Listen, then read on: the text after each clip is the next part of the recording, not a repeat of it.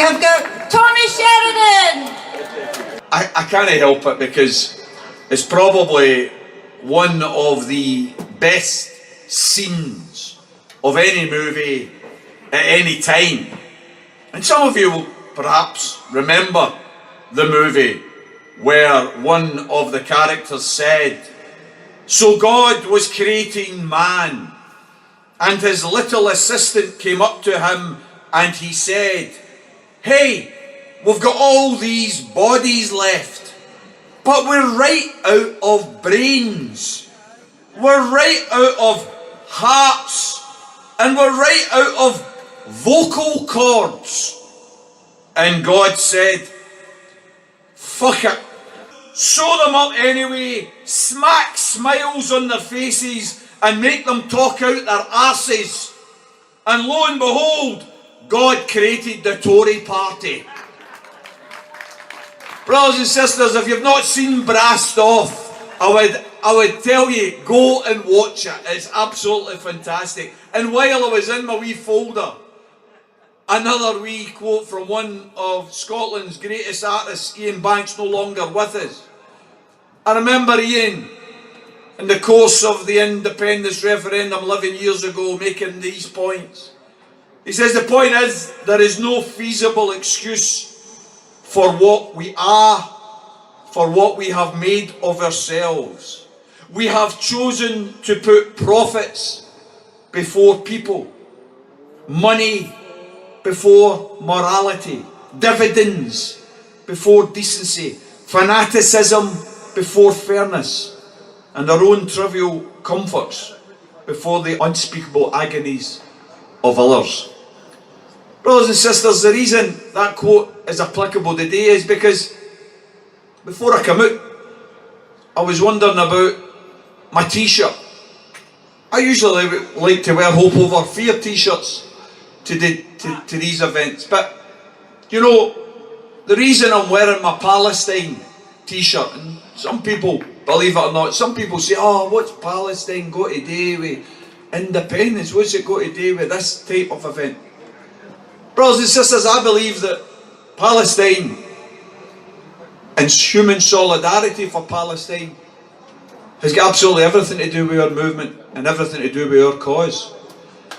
Because you know, when you're trying to build something new, the way you try to build it, your belief system, your value system, it all counts towards what it is you're trying to build. And I have to say to anybody in our movement, if you're in our movement for a new and a better Scotland, and you don't recognise the need to show human solidarity and support for the people of Palestine, I think you're in the wrong movement, brothers and sisters. I think you're in the wrong movement. Because we must refuse to remain silent in the face of the most heinous murder, slaughter, forced starvation, genocide taking place before our very eyes.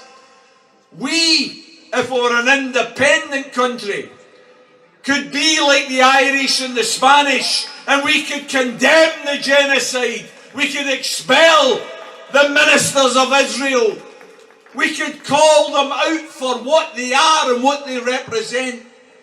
It is theft, it is genocide, it is barbarism, and Scotland stands on the side of the Palestinian people, not on the side of the genocidal maniacs.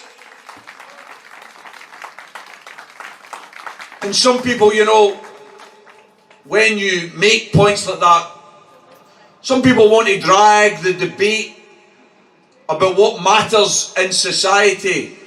They want to drag it down and always try and punch down.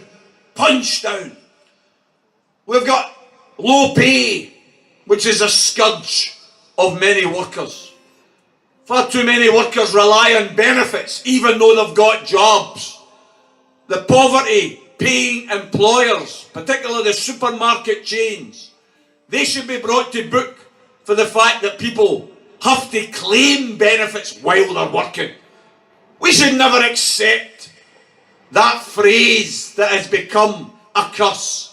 The working poor. Brothers and sisters, see if you're working, why the hell are you poor? We shouldn't have the working poor. We've got a lack of housing, a lack of good quality housing. We've got growing homelessness, which is a scourge. We've got far too many in our hospital waiting lists, waiting for essential operations, whether it's hips or whether it's knees, whether it's cataracts. Brothers and sisters, those are real problems. Those are real problems, and we've got a duty to face up to those problems. But we've also got a duty to point the finger at blame for those problems, not at asylum seekers or immigrants, but at the multi-billionaires who are ripping off our economy and our society. We don't in our movement do anything other than say that we welcome individuals, because there are no illegals. There are no illegals. People are not illegal. I hear some people say, oh, I'm for legal immigration, but I don't want illegal immigrants. Brothers and sisters, for goodness sakes, where is that level of ignorance? Where did it come from? Think about this area of Lanarkshire, which during the 1973 coup in Chile, with Pinochet took over and murdered over 20,000 socialists and trade unionists, and people had to flee from Chile. Do you think they were legal immigrants? They were illegals. Think of what happened in Uganda under Idi Amin when people had to flee from his dictatorship. Do you think they were legal immigrants? Think about apartheid South Africa when people had to flee looking for refuge. Do you think they were legal? Think about the Second World War when the Nazis persecuting the Jews and they were seeking refuge in places like Scotland and England. Do you think they were legal immigrants? For goodness sakes. How dare they at their march last Saturday, how dare they have crosses on their demo? Christianity, I don't particularly consider myself a Christian, but I learned a lot about Christianity via my schooling. I was brought up a Catholic. I thought Christianity was looking out for each other.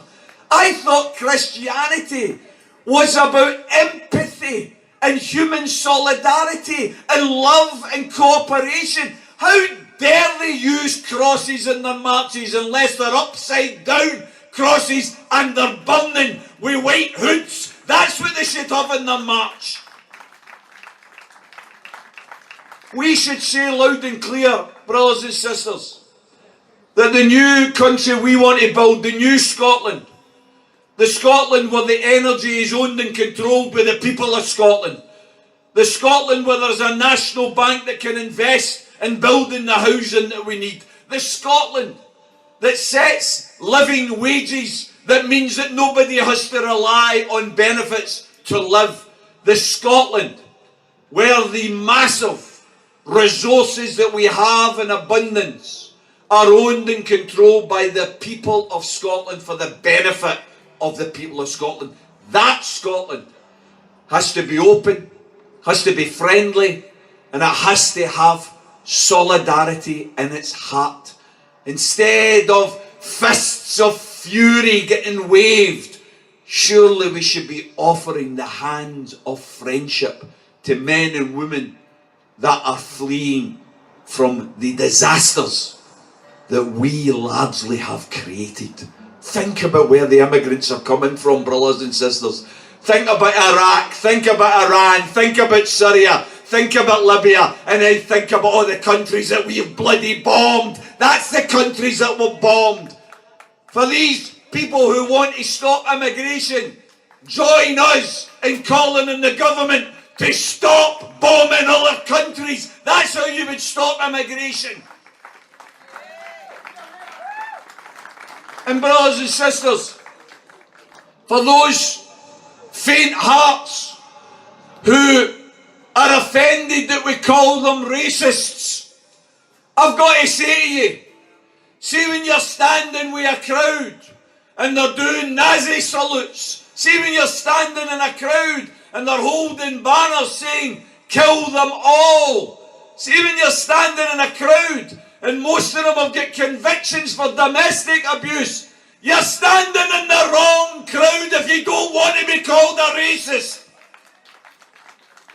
That's why we should send solidarity today to our brothers and sisters in Glasgow's Buchanan Street and in Falkirk who are assembled right now to stand up against the racists and the fascists who want to blame immigrants, who want to blame asylum seekers for the problems of the multi-billionaires who have caused so much inequality, so much poverty across our society. Stop looking downwards, start looking upwards at who's really responsible. Brothers and sisters, I think we've got an opportunity. I think we've got an opportunity as we face the May election next year. That Scottish Parliament election can go one of two ways.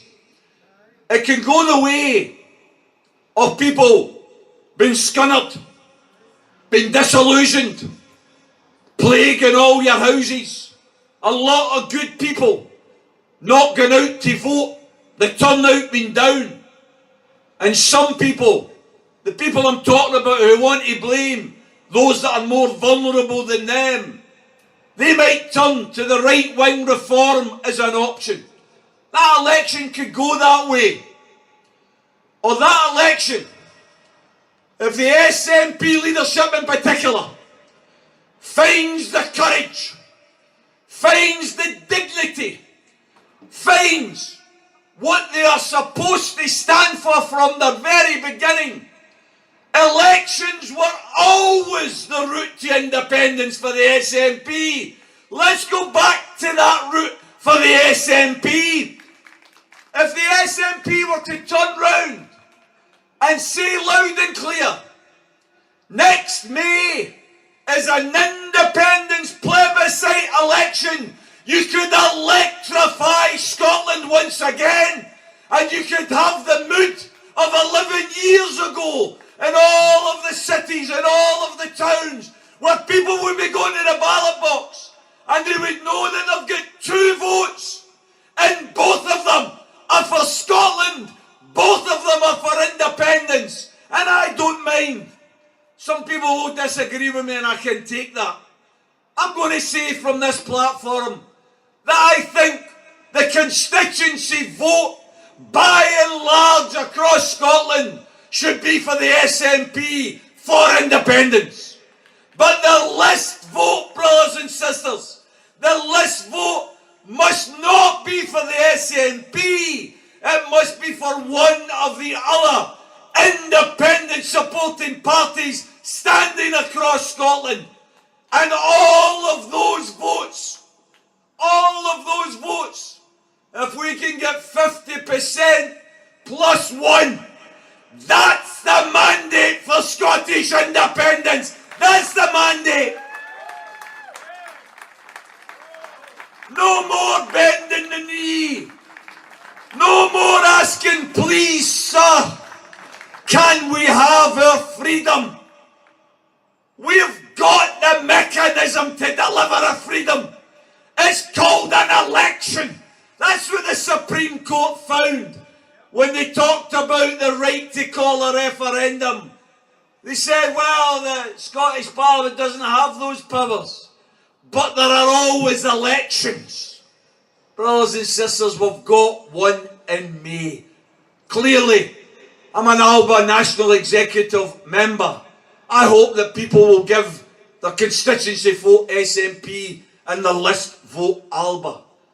But if you want to give your list vote to one of the other independent supporting parties, then so be it.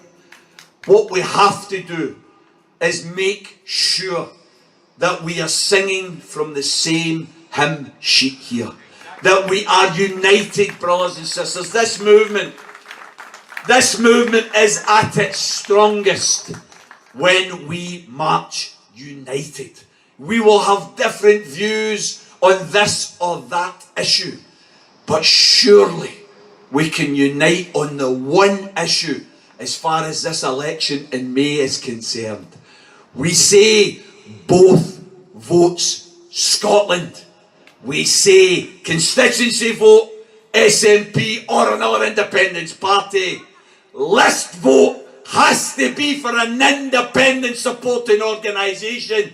And when we get our 50% plus, we tell the British, we don't ask them, we tell the British, we are beginning now the negotiations for the separation that will allow us to break free from the chains of corruption and exploitation that will allow our country to flourish and be a nation that looks after its citizens instead of a nation that exploits its subjects. Brothers and sisters, let's stay united for Scottish independence. Thanks very much.